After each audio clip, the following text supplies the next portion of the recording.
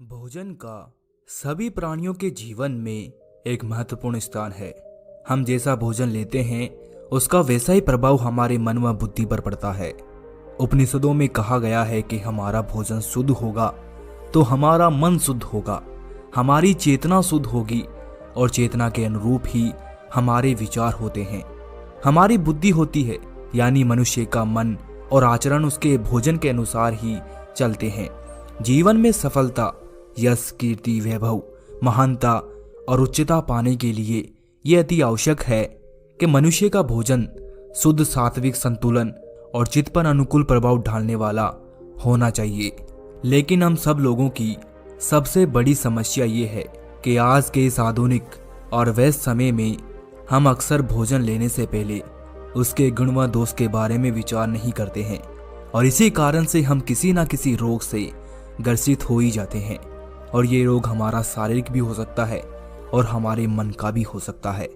हम सोचते हैं कि हमारा मन एकाग्र क्यों नहीं है, हमारा मन शांत क्यों नहीं है, लेकिन हम अपनी जीवन शैली की कभी बात नहीं करते कि हम कैसी जीवन शैली जी रहे हैं।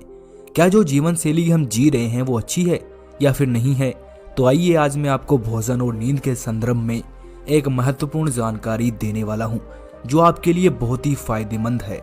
दोस्तों, जब भी हम सोकर उठते हैं तो हमारा नया जन्म होता है, क्योंकि सोते समय हमारी सांसें बहुत ही धीमी चलती है। किसी को पता नहीं चलता कि ये जीवित है या फिर मृत है। जैसे मृत्यु के समय हमारी सांसें एकदम थम सी जाती है, उसी प्रकार नींद में अगर हमारी सांसें इतनी धीमी रफ्तार से चले कि किसी को पता ही ना चले कि हम सांस ले रहे हैं या फिर नहीं ले रहे, तो आप समझ जाइए कि आप योग निद्रा में हैं। योग निद्रा का मतलब है कि आप नींद में भी ध्यान की अवस्था में हैं। और अगर ऐसा हो तो आपको कभी भी ब्रह्म मुहूर्त में जागने का प्रयास नहीं करना पड़ेगा। आपका शरीर अपने आप ही ब्रह्म मुहूर्त में बिस्तर को छोड़ देगा, क्योंकि साधारण नींद को पूरा होने में 8 घंटे का वक्त लगता है, लेकिन योग निद्रा में नींद 4 से 5 घंटे में पूरी हो जाती है। अगर आपको भी अपनी नींद को 4 से 5 घंटे में पूरा करना है और ब्रह्म मुहूर्त में जाकर उस समय का भरपूर फायदा उठाना है, तो आपको मेरी इन बातों का ख्याल रखना होगा।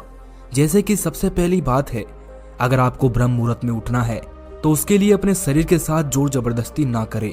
अगर आपकी नींद पूरी नहीं हुई है तो आपको कोई भी अलार्म नहीं उठा सकता, और अगर आप बिना नींद के पूरे हुए भी ब्रह्म मुहूर्त में उठ जाते हैं तो आप ब्रह्म मुहूर्त की ऊर्जा का भरपूर प्रयोग नहीं कर पाएंगे। अगर ब्रह्म मुहूर्त में आपकी आंखें अपने आप ही खुलती है तो ही आप सुबह के ध्यान में गहराई से उतर सकते हैं, नहीं तो आप ध्यान में सोते ही रहेंगे। और यदि हम अपने साथ जबरदस्ती करके ब्रह्म मुहूर्त में उठ भी जाते हैं तो हमारा पूरा दिन तनाव में बीतता है, हम पूरे दिन थके थके से रहते हैं।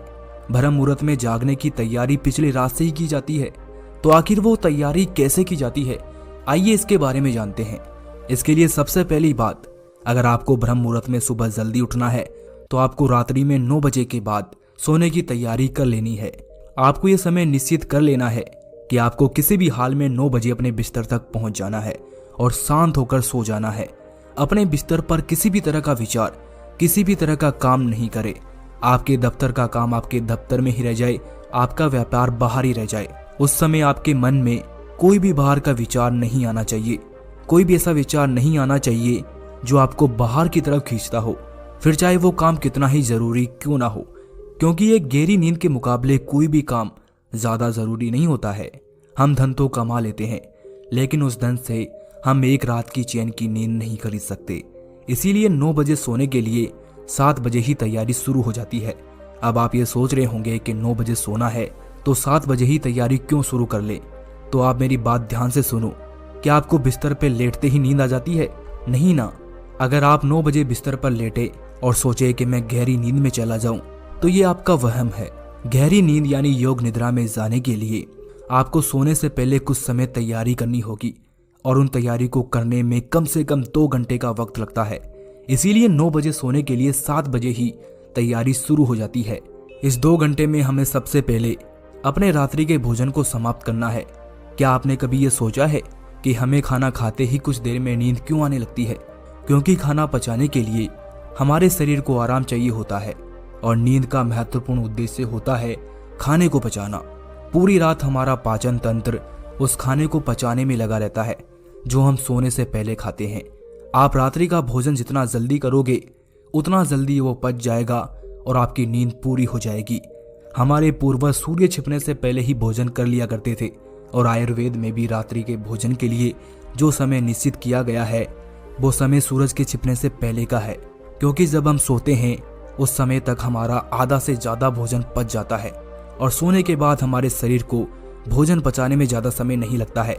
रात्रि का भोजन जितना हल्का होगा हमारा पाचन तंत्र अपना काम उतना ही जल्दी पूरा करेगा। इसलिए रात्रि के भोजन में हमेशा हल्का खाना खाए। जिस खाने को पकने में जितना ज्यादा समय लगता है वो खाना उतना ही भारी होता है और जिस खाने को पकने में जितना कम समय लगता है वो खाना उतना ही हल्का होता है। जैसे रोटी को पकने में ज्यादा मेहनत और ज्यादा समय लगता है, वहीं चावल को पकाने में कम मेहनत और कम समय लगता है। वैसे ही रोटी को पचाने में हमारे शरीर की ज्यादा ऊर्जा नष्ट होती है, वहीं चावल को पचाने में हमारे शरीर की बहुत कम ऊर्जा नष्ट होती है।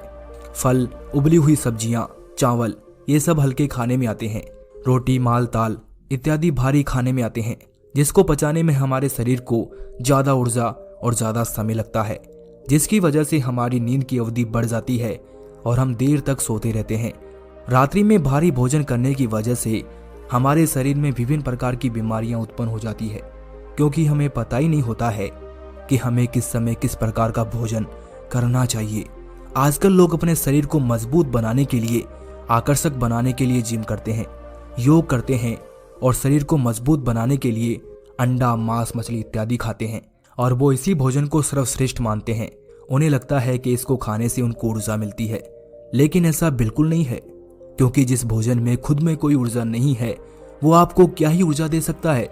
जबकि माँ प्रकृति से प्राप्त चीजों में जितनी ऊर्जा होती है उतनी ऊर्जा किसी भी भोजन में नहीं होती है। तो आप अपने भोजन में प्रकृति से प्राप्त चीजों का ही प्रयोग करें। अंडा, मांस, मछली इत्यादि ना खाए। ये आपके शरीर को बलवान तो बना देते हैं, लेकिन शरीर में ऊर्जा व स्फूर्ति व ताजगी खत्म कर देते हैं।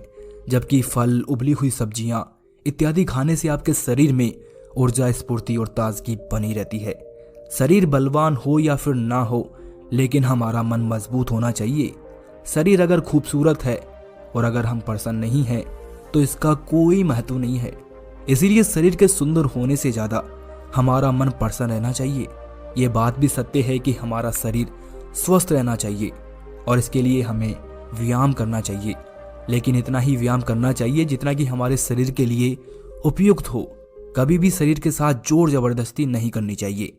व्यायाम करने से हमारे शरीर की ऊर्जा बढ़ जाती है, लेकिन अगर हम जरूरत से ज्यादा व्यायाम करते हैं तो हमारा शरीर थक जाता है, जिससे हमारे नींद की अवधि बढ़ जाती है और हमारे शरीर को ज्यादा आराम की जरूरत पड़ती है और हम ठीक से ध्यान नहीं कर पाते हैं।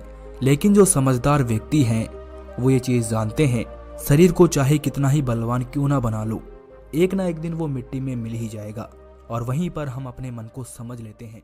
तो मन को समझने से बड़ा काम इस दुनिया में कुछ हो ही नहीं सकता। मन को समझ लिया तो मतलब आपने अपने आप को समझ लिया, अपने आप पर विजय हासिल कर ली। अधिकतर लोग शरीर को आकर्षक इसलिए बनाना चाहते हैं ताकि वो दूसरों को प्रभावित कर सके।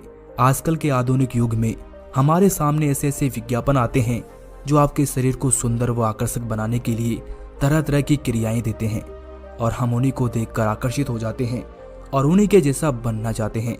लेकिन अगर हमारा समाज हमारे ऋषि मुनियों की तरह अपने मन को आकर्षक बनाने पर ध्यान देता है तो शायद हम जिम की जगह ध्यान को महत्व देते। और ध्यान के महत्व के बारे में आप जानते ही हैं।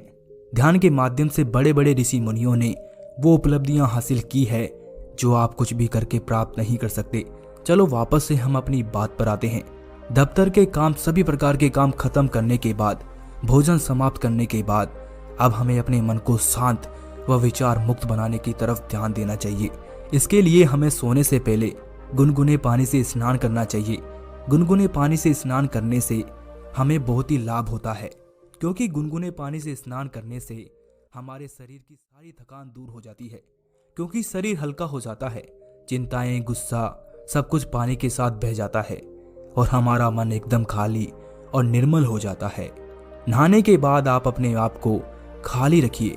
किसी भी प्रकार का कोई भी क्रियाकलाप मत कीजिए, किसी के साथ बातचीत मत कीजिए, टीवी मत देखिए, मोबाइल मत चलाइए। सिर्फ अपने साथ रहिए जो बाहर की चीजें हैं, जो बाहर की वस्तुएं हैं, उन्हें बाहर ही छोड़ दीजिए। वो अगले दिन आपको वहीं मिल जाएगी। इसके बाद आप अपने शयन कक्ष में जाइए और अच्छी सी सुगंध का प्रबंध कीजिए। जो भी सुगंध आपको पसंद है, जैसे कि अगरबत्ती हो, धूप बत्ती हो या फिर कोई इत्र हो।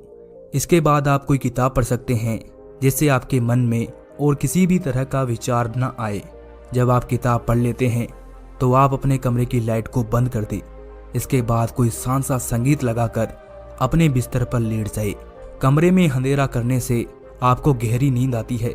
अगर उजाला रहता है तो हमारे मन में ये संदेश जाता है कि अभी रात्रि नहीं हुई है और हम फिर गहरी नींद में नहीं जा पाते हैं। कल सुबह जल्दी उठने के लिए यानी ब्रह्म मुहूर्त में उठने के लिए किसी भी आराम की जरूरत नहीं है। आप सिर्फ अपने प्रभु से कहिए, वहीं आपको ब्रह्म मुहूर्त में जगा देंगे। उनसे बड़ा जगाने वाला और कौन हो सकता है। वही एकमात्र हैं जो आपको जगा सकते हैं, क्योंकि उनसे बड़ी शक्ति संसार में कोई है ही नहीं जो आपको सुबह जल्दी उठा दे। अगर आपको सुबह जल्दी उठना है, अगर आपको सुबह 4 बजे उठना है, तो आप ईश्वर से कहिए कि हे प्रभु, मुझे 4 बजे आप ही जगाने वाले हैं। आप इस सृष्टि के कर्ता धर्ता हैं। आपसे ये पूरा ब्रह्मांड चलता है। आप ही मेरे माता पिता हैं। आप ही मेरे सब कुछ हैं। मैं आपका बच्चा हूँ और आप ही मुझे ब्रह्म मुहूर्त में जगाओगे। और फिर उन पर विश्वास करके आप सो जाइए। आपका विश्वास जितना गहरा होगा, उसका परिणाम उतना ही जल्दी मिलेगा। इसके बाद आप धीरे धीरे गहरी नींद में चले जाएंगे। 21 दिन ये प्रयोग करने के बाद आपको खुद ही ये एहसास होगा, आप अपनी नींद में भी जागे रहते हैं। अब आपका जागरण पूर्ण हुआ। आप योग निद्रा में प्रविष्ट हो चुके हैं। जिस नींद को पूरा करने में 8 से 10 घंटे का समय लगता था और उसके बाद भी मन में थकावट बनी रहती थी, अब वही नींद 4 से 5 घंटे में पूरी हो जाती है और आपको ऊर्जावान बनाए रखती है। अब आपकी नींद वास्तविक नींद है और पहले आप अपनी नींद में सपनों में चलते रहते थे। आपका मन, आपका मस्तिष्क निरंतर काम करता रहता था। आपका पाचन तंत्र अलग अलग क्रियाओं में लिप्त रहता था। लेकिन अब ना तो आपके मन में कुछ विचार चलते हैं और ना ही कोई सपने आते हैं और ना ही आपके पाचन तंत्र पर इतना दबाव बना रहता है। इसीलिए आपके शरीर की ऊर्जा और ताजगी सबको हैरान कर देगी। आप बिल्कुल भी नहीं थकेंगे, ना ही आपको आलस आएगा, ना ही आपको तनाव आएगा और ना ही आप तनाव में रहेंगे। आपका पूरा दिन ताजगी से भरा हुआ होगा, नएपन से भरा हुआ होगा। हर काम में आनंद आने लगेगा। यहाँ तक पहुँचने के बाद आपका ध्यान करना भी सरल हो जाएगा। आप बहुत जल्दी और बहुत तेजी से ध्यान में उतर जाएंगे। सुबह ब्रह्म मुहूर्त में जागकर ध्यान करना सबसे ज्यादा लाभकारी माना जाता है। इसीलिए ब्रह्म मुहूर्त में जागकर आधा 1 घंटा ध्यान को जरूर देना चाहिए। ध्यान के माध्यम से आप असीम सत्य को जान पाएंगे। आप उस ब्रह्मांड की शक्ति को समझ पाएंगे। आप वो देख पाएंगे जो इस ब्रह्मांड के कण कण में बसा हुआ है, जिसे आप आज तक नहीं देख पाए। वो सभी समझ पाएंगे जो सभी शास्त्रों में, वेदों में लिखा है, जो सभी ऋषि मुनियों की सीख है और जिस पर पूरा ब्रह्मांड टिका हुआ है। शास्त्रों में लिखी बातें रखने की नहीं होती, अनुभव करने की होती है। आप अनुभव नहीं करेंगे तब तक वो ज्ञान आपके लिए कचरे के समान होगा। उस ज्ञान का आपके जीवन में कोई उपयोग नहीं है। वो ज्ञान आपके मन में भय और तनाव उत्पन्न करता है। यदि आपने उस ज्ञान को अनुभव कर लिया, समझ लिया, तो वो ज्ञान आपके अंदर आनंद बन जाएगा।